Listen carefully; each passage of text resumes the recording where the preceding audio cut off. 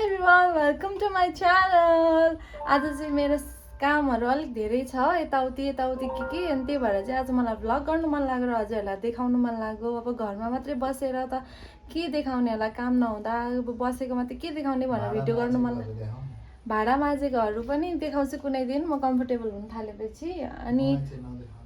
अनि त्यसपछि आज चाहिँ म बिहेमा जाँदैछु मेरो साथीको, अनि भिडियोहरू पनि खिच्नुपर्ने छ। प्लिज डोन्ट डिस्टर्ब एकछिन।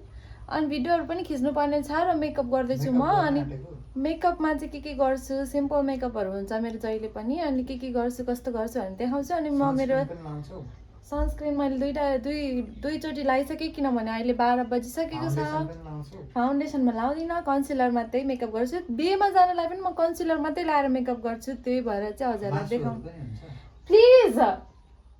अब चाहिँ म कन्सिलर लाउन आँटेको। अनि प्रो टिप चाहिँ कन्सिलर ड्राई हुन्छ छिटै भन्ने, यसरी मोइस्चराइजर थोरै लिने अनि यहाँनिर मिक्स गर्ने, अनि यो मिक्स गरेको चाहिँ लाउने ल। अनि यसले चाहिँ अलिकति ड्राई हुन छिटो दिँदैन। अनि मैले अहिले रिसेन्टली सिकेको कुरा चाहिँ कन्सिलर चाहिँ हजुरले डाइरेक्ट आँखामा भित्र लाउने होइन के, कन्सिलर चाहिँ यसरी यहाँनिर तल लाउने।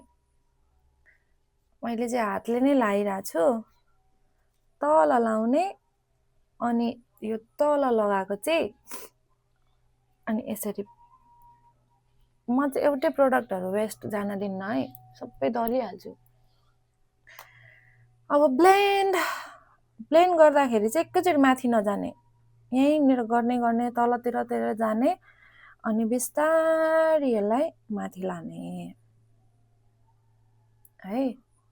धेरै प्रोडक्ट लाएर मात्रै राम्रो हुने भन्ने चाहिँ हुँदैन है। थोरै प्रोडक्टलाई नै चलाउन जान्यो भने एकदम राम्रो देखिन्छ। अझ मेरो जस्तो खालको फेस टाइप छ, जुन चाहिँ मेरो फेसियल फिचर्सहरू एकदमै लाउड बिग छैन नि त।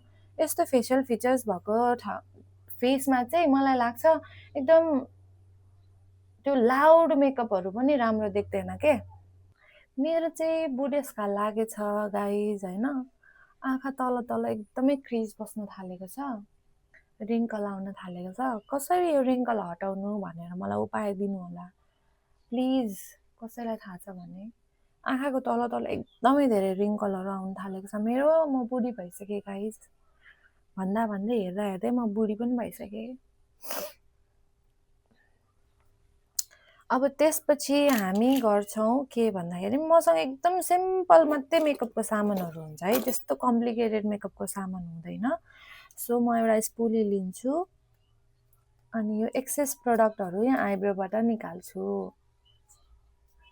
अनि यो आइब्रोबाट निकालिसकेपछि आइब्रोलाई हल्का यो पेन्सिलले, महँगो प्रडक्टहरू चाहिँदैन यदि इफ यु ह्याभ स्किल, यसरी एउटा पेन्सिलले पनि राम्रो आइब्रो बनाउन सकिन्छ। आइब्रो बनाउँदा प्रो टिप चाहिँ अगाडि धेरै नकोर्ने, हल्का हातले यसो मात्रै गर्ने, फिलअप मात्रै, अनि यसरी फिल गरिदिने भइहाल्छ है। अब अर्को पनि गर्ने। अब यो युट्युब भिडियो भन्ने कुरा चाहिँ यही होला कि यसरी नै बोलिराख्नु पर्ने होला, किनभने म अरू भिडियोहरूमा यसरी बोलिराख्न सक्दिनँ। अनि युट्युब भिडियोमा त अब बोल्नु पऱ्यो नि त होइन। मजाले ब्लेन्ड गर्ने। मैले चाहिँ फाउन्डेसन लगाएको छुइनँ है, मैले चाहिँ फेरि टिन्टेड सनस्क्रिन लगाएको। अनि त्यही भएर यो अनुहार अलिकति उज्यालो भइरहेछ। अनि यो फेरि स्किनको सनस्क्रिन लाउँदाखेरि चाहिँ मलाई फाउन्डेसन लाउनु पर्दैन।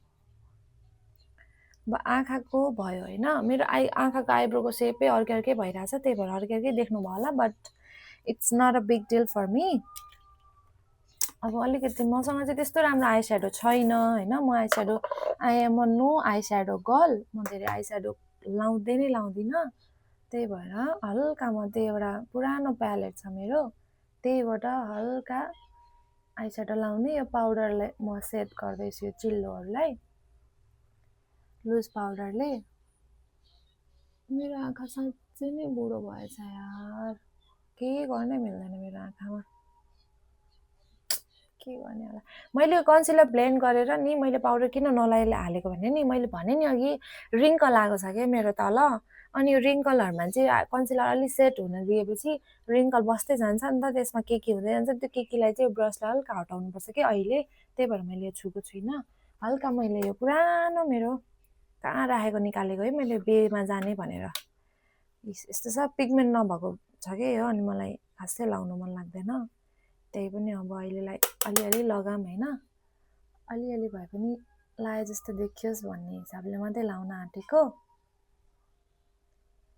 मलाई चाहिँ यल्लो खालकोले सुहाउँछ हौ आई स्याडो, किन हो पनि, पिङ्क खालको लगायो भने त सुहाउँदैन पो त मलाई त, पिङ्क ब्राउनहरू सुहाउँदैन हौ, अलिक ओरेन्ज यल्लो खालकोले मात्रै अलिक राम्रो देखे जस्तो लाग्छ क्या मलाई आई स्याडो पनि। किन र मामुहरूले त अघि भन्नुभयो यो सेतो त अहिले गइहाल्छ नि।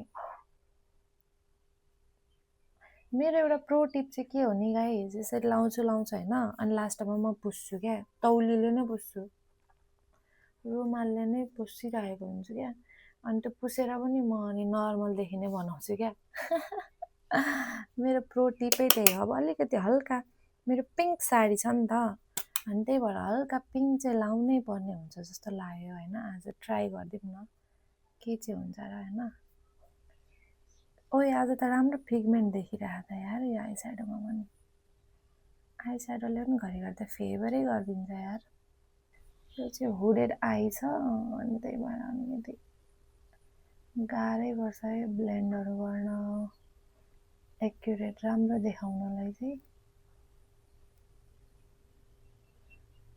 पिङ्क कलरको साडीमा अलि राम्रो देखिन्छ कि भनेर मात्रै हो। भिडियो खिच्ने अनि बिहेमा जाने, बिहेमा मेरो साथीको बिहे छ हौ, सौगातको बिहे छ भनेको होइन, मलाई अझै निकै देखिने पर्यो हौ, पिङ्क लगाएपछि मलाई निकै देखे जस्तो लाग्छ कि, त्यही भएर मलाई लाउनु मन लाग्दैन भएन। आई डोन्ट नो, मलाई आज क्लस्टर लाउनु मन लागिरहेछ, म क्लस्टर लाएर आउँछु ल।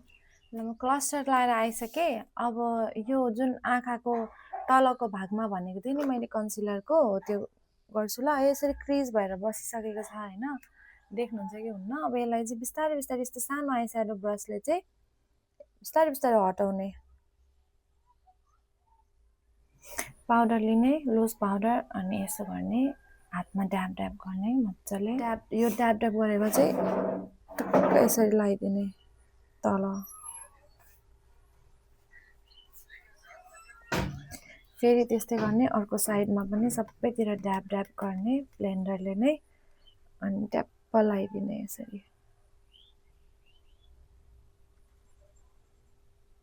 गर्मीमा चाहिँ म्याट भन्दा पनि अलिक डिवी भन्दा पनि अलिक म्याट नै खालको फाउन्डेसन राम्रो हुन्छ क्या, बरु मोइस्चराइजर मजाले लगाइदिने होइन, अलिक मोइस्चराइजर भन्दा पनि अलिकति यो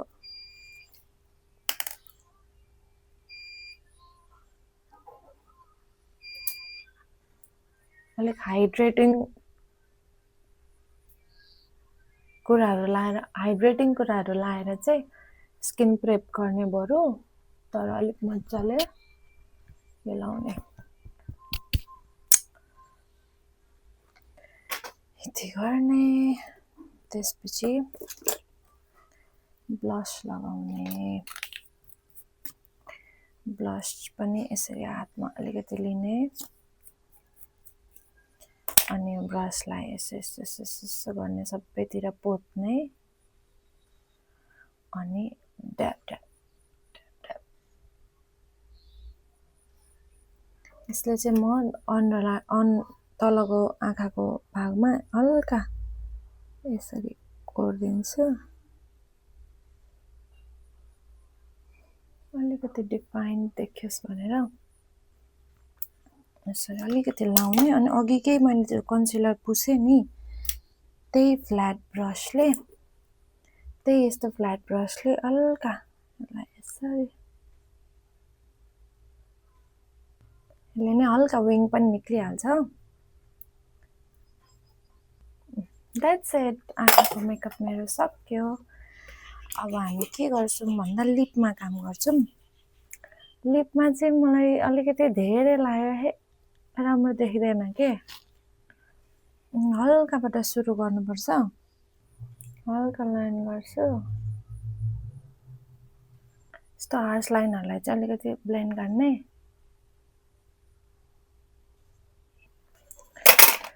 अब मलाई चाहिँ धेरै जस्तो अलिअलि रेड अलिकति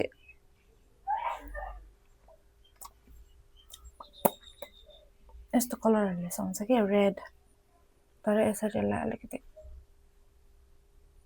हल्का मात्रै लाउनुपर्छ, धेरै लाउनु मिल्दैन। स्किन कलरको पनि छ मसँग, यसलाई यही ब्रसले हल्का। That's it. How am I looking? Nice. Okay. So this is it. मेरो स्प्रे केही पनि छैन हो। अब यही मेकअपलाई मेन्टेन गरेर हिँड्नु पर्ने हुन्छ मेरो चाहिँ, किनभने सेटिङ स्प्रे केही पनि छैन मसँग। सो हाइलाइटरहरू पनि आई डोन्ट थिङ्क, किनभने यो मैले धेरै पाउडर लगाएको छैन, यो पाउडर अलिकति मेल्ट भएर नि अहिले एकछिनमा मेरो आफै टल्किन थाल्छ क्या। यो मेरो जादु हो, मेरो यो आफ्नै म्याजिक हो। यो म्याजिक चाहिँ म आई डोन्ट नो कसरी हुन्छ, तर आफै हुन्छ त्यस्तो, मेरो आफै राम्ररी ग्लो आउन थाल्छ के। सायद मेरो स्किन केयर रुटिन राम्रो भएर आफै राम्ररी ग्लो हुन थाल्छ। अनि अहिले भरे म देखाउँछु अरू है। ल यो अफ गर्यो त। बिहेमा जानुको लागि खाना पनि खाइसकेँ। मै होला त्यस्तो मान्छे जो चाहिँ बिहेमा जानुको लागि खाना खान्छ। तर मलाई लास्टै भोक लागेको थियो। बिहेमा कतिखेर पुग्ने कतिखेर खाने, अब जाने बित्तिकै खानु पनि भएन नि त। त्यही भएर थोरै चाहिँ खाएँ, अब गएर पनि खान्छु। अनि अहिले देखाउँछु कस्तो देखियो। ल आधी मात्रै आइरहेछ। उयो देखिरहेको थियो, अनि म त त्यत्रो अग्लो त हुन्न भन्ने हिसाबले खिचेको त यत्रो बेर। अहिले चाहिँ देखिरहेछ। ल this is the final look. अब कपाल गर्नु बाँकी छ। अनि I don't know how am I looking. Guys म अझैसम्म बिहेमा गएकै छुइनँ, किनभने बिहेमा मासु पाकेकै छैन अरे। अनि मेरो साथी रोशन चाहिँ मासु बिना पुलाउ खाँदैन अरे। अनि त्यही भएर पर्खेर 1 घन्टा पछि जाने भनेर मलाई पर्खाइरहेको छ। यस्तो छ मेरो साथी, कतिखेर जानु कतिखेर घर आउनु थाहा छैन। ब्लग धेरै लामो भइसक्यो नि, तर हो केयर, म काटकुट पारेर मिलाइहाल्छु नि। कस्तो देखेको छ मलाई? हजुर बाबा हजुर यता कहाँ चाहिँ देख्यो होला मलाई? कहाँ चाहिँ देख्यो होला? राम्रो देख्यो? राम्रो देख्यो छैन? कहाँ चाहिँ देख्यो त भन्नु न त। कहाँ चाहिँ देख्यो? अब म बिहेमा जानु आँटेको। बस्दै गर्नु सास, बस्दै गर्नु सास। म आइहाल्छु, 1-2 घन्टामै आइहाल्छु। ल आउनु कि नआउनु? छिटै आउनु। ओके छाटा, ओके छाटा। सो म चाहिँ अब गिफ्ट रेडी गर्दैछु। गिफ्ट चाहिँ मैले मेरै ब्रान्डको मेरियल्सबाटै नेक्लेसेस र इयरिङ्सहरू दिन लागेको। बिहेमा आइसक्यौँ हामी।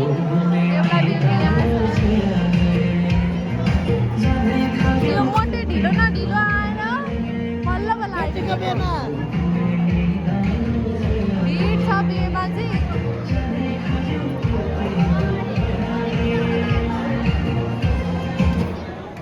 यहाँ डान्स पनि हुँदैछ।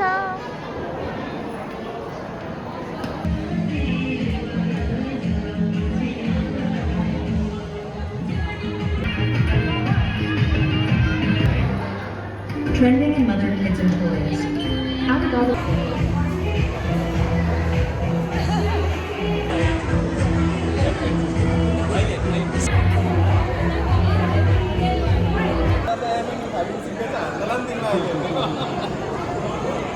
मैले चाहिँ खाइसकेँ, खाएको खिच्नै बिर्सेछ। भोकले टुई लगाइदिइसकेँ।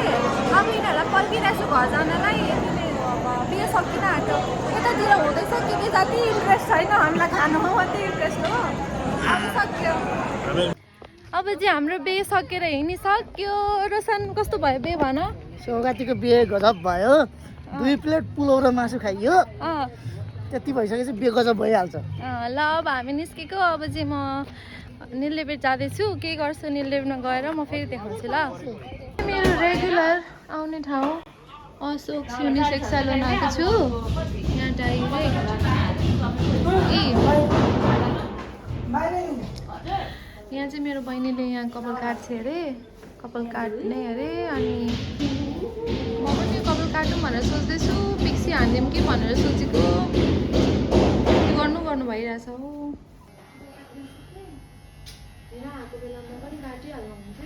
किन लगाएको त कहाँ जानुहुन्छ मेरो छोरा शिवांश ऊ चाहिँ हाम्रो शिबु हो शिबु गुड बोय शिबु बजार आउने बित्तिकै हाँसिहाल्छ खुसी हुन्छ रुँदै रुँदैन घरमा चाहिँ घुरिहाल्छ समुले चाहिँ ब्लग हेऱ्यो भने अनि यस्तै छ कपाल काट्न आएको पालो पर्खिरहेको छु पालो आएको छैन बुनुको पालो आइसक्यो काट्दैछ बुनुले अब कस्तो हुन्छ देखाउँछु मेरो चाहिँ आज नकाट्ने भयो मेरो चाहिँ कपालमा स्प्रे लगाएको भएर ढिलो हुने भयो यहाँ चाहिँ मेरो छोराले खेल्दैछ क्यामेरामा भनेपछि फेरि हेरिहाल्छ छोरो छोरालाई चाहिँ यो बाला मामाको तर्फबाट ल्याइदिइसकेको कति राम्रो छ ओइ कता एउटी अब चाहिँ रातिको 10 बज्न लाग्यो घर आएँ खाना खाएँ अब चाहिँ सुत्ने मेकअप सबै पुसेर सो द्याट वाज अल मेरो आजको दिन चाहिँ यस्तै बित्यो कपाल काट्ने भनेको थिएँ कपाल काट्न पनि पाइनँ अब फेरि अर्कोचोटि काट्छु so yeah that was all मेरो डे इन माई लाइफ भिडियोहरू खिच्नु थियो कतिवटा त्यो पनि देखाउनु बिर्सेँ भिडियो खिचेँ मैले आज एउटा अनि त्यसै रह्यो दिन एकदमै हेक्टिक रह्यो पर्खिँदा मान्छेहरूलाई पर्खिँदै धेरै टाइम बित्यो आज त त्यस्तै भयो सो या हजुरहरूलाई यस्तो भिडियो अझै हेर्नु मन छ भने प्लिज कमेन्ट गर्नु होला thank you so much for watching